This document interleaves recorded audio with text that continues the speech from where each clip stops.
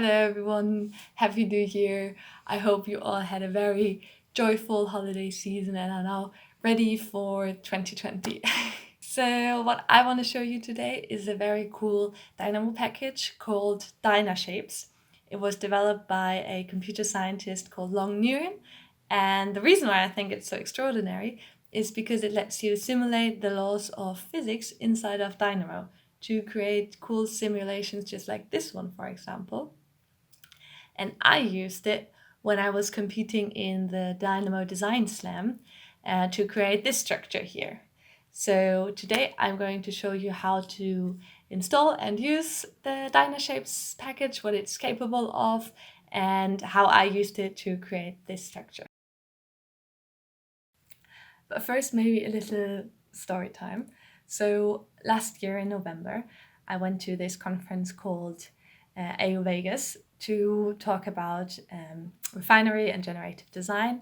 But since I was already going there, they asked me if I also want to compete in this competition called the Dynamo Design Slam, which is this crazy awesome event.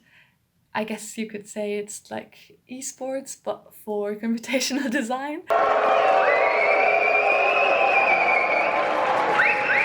So it's like three people sitting on the computer with an audience in front of them, and they get a task to design something within 10 minutes in Dynamo, and the audience can watch them because everything they do on the computer is broadcasted on a big screen behind them.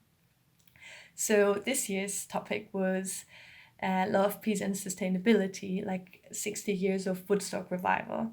So they gave us this Revit scenery with like a festival ground, so like 3 different kind of stages and like the surrounding landscape.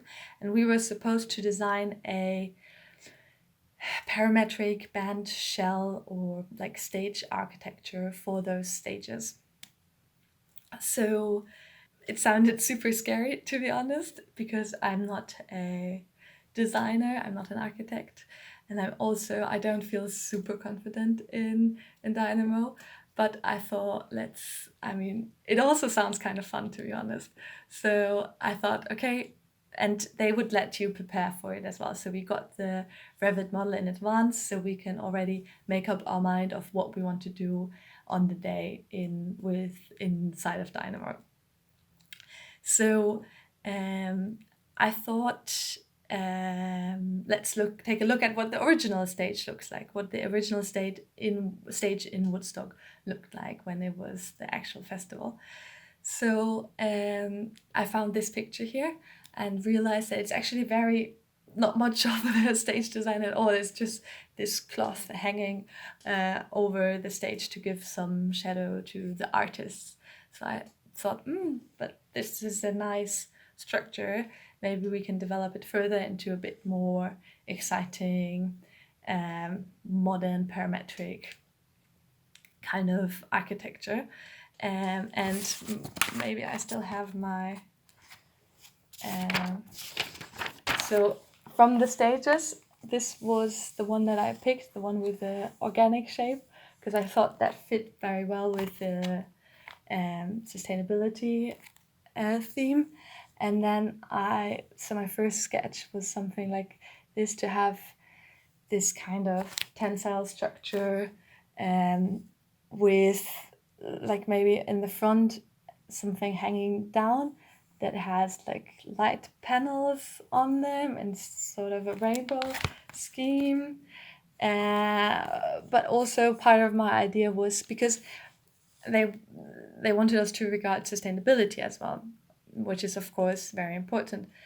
So I thought, well, the most energy is probably used up by the lights and the sound system. So how can we create the energy for those systems? And since most of the festival probably takes place, or the most exciting part takes place during the night and during the evening, solar panels are not much of a use.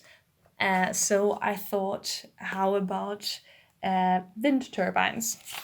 And also, so I had this idea, if you paint a wind turbine in with the like color gradient and it starts to spin, then it would create this cool effect, this cool trippy effect when you're dancing at the festival and with the music and then these trippy wind turbines, that this would create a cool effect. So that was my first sketch. And luckily for me, I had seen a presentation by Long like 1 or 2 years ago, but I still remembered what his work in Dynamo was. So I found his package and I got to work. So let's now check out the DynaShape package and how it works. Okay, so the first thing you do is you click on that link in the description box and it will take you to Long's page. And here you can find the requirements. So you need to have either Dynamo 2.0 or higher, or Dynamo for Revit 2019. So that is just the Dynamo that comes when you install Revit 2019. And then you click on that link here and it will take you to a Drive folder where you simply download that file here. And then once you have downloaded it, you need to unzip it, but then you should find these files here. And what you need to do is just simply copy this one, this whole folder here, and then open Dynamo and go to Settings, Manage Node and Package Path. And then you should find something like this here, but probably not in German. But you click on these 3 little dots and then open Packages and then just drop the folder here. So you should find it here. I have already pasted it. And then you can just cancel. But before you can use the DynaShape package, you also need to install the Mesh Toolkit package. But this one you can simply download through the package manager. So if you search for it here, then you can find it and just install it. But I have noticed that if you use Dynamo 2.1 or higher, that the Mesh Toolkit package doesn't come up in the search for the packages. But you can just simply download it through Dynamo 2.0 and then copy the folder from. So here are all the packages that I have installed in the 2.0 version. So I can just copy a folder from here and then drop it to the other Dynamo version. And then as far as I've noticed, it still works. So that is an easy workaround. And then to get started, I would also advise you to download this folder here, which is some examples of what you can do with the DynaShape package. So just download and unzip it, and then you should find here these 12 different examples. So, and I'm going to show you a few so we can see how it works. So let's check out this one here. Okay, so before I show you anything in the graph, maybe I just show you how it works. So imagine this as a membrane, and then these points are basically anchor points pulling the membrane in a certain direction, pulling it up. And when I so this is a node from the Dynashapes package, and when I set here this button to false, it will start executing the simulation. So let's give it a try. And you can see now, let's do it again. So reset it, and now, bloop. It basically, it creates this very complex shape based on calculations of each of these points and their behavior in the grid. So, but the cool thing is, if we are in automatic mode, we can pull the mesh at any point and it will in real time calculate the behavior of the mesh. And also we could, for example, let me zoom out a bit. Now take one of these anchor points. So this one, for example, and then start pulling it, and the shape will adapt to the new position of it. So maybe let's move it a bit back and then up. Ooh, now it's really stretched. And how that works is, so, okay, maybe let's pull it back down a little bit. This looks really stressful. Okay, so this node here in the beginning creates the mesh, so the original mesh that we can still see down here. And then we take the corners of this mesh, these one, and define them as like basically fixed point, 4 fixed anchor points.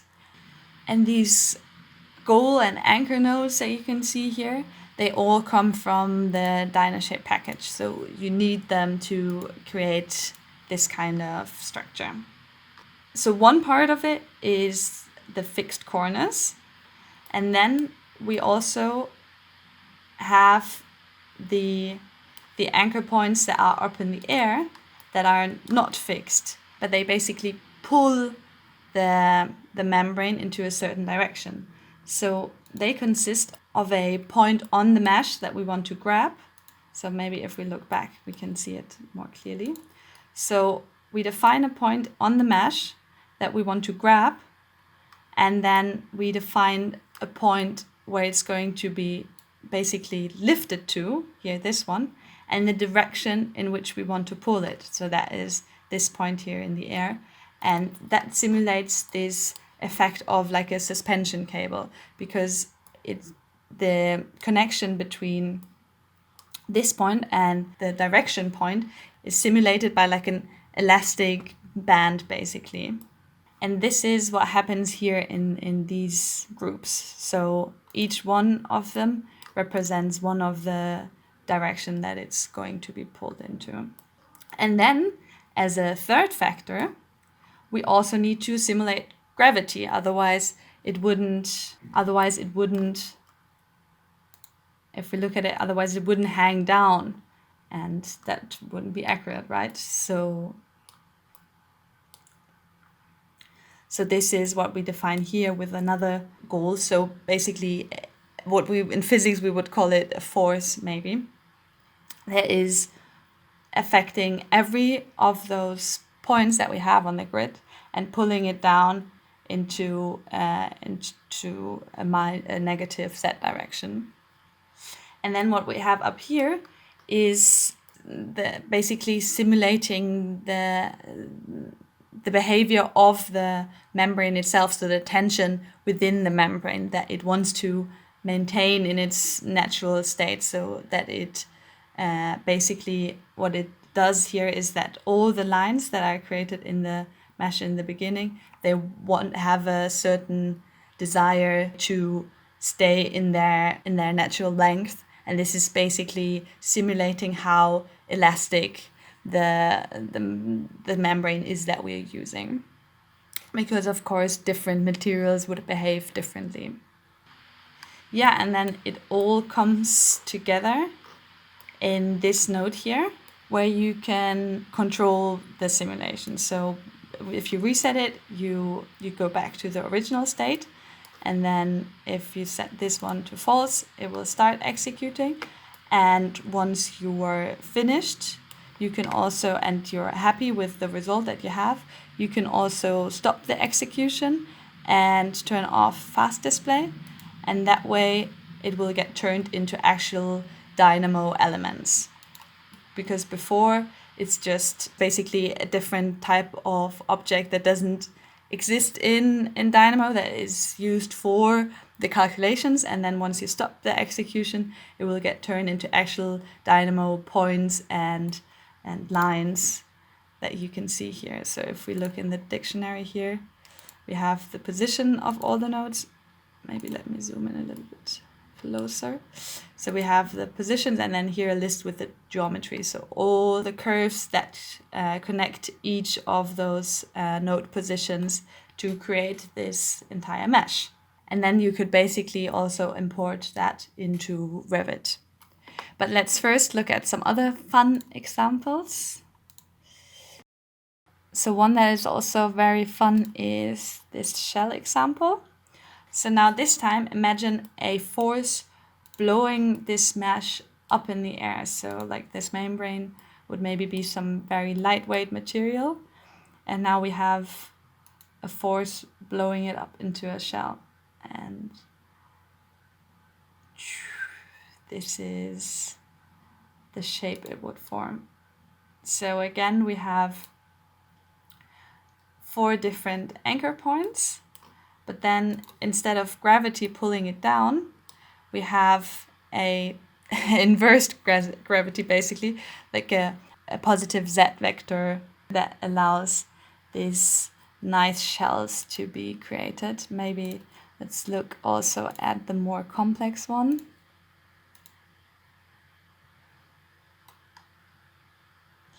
So this one, let's set it to go. And in architecture, these shells are very useful because they can distribute load very nicely.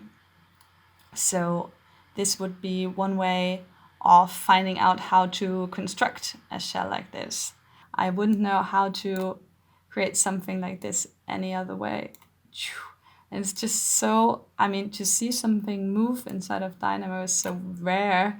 So yeah, it's pretty cool.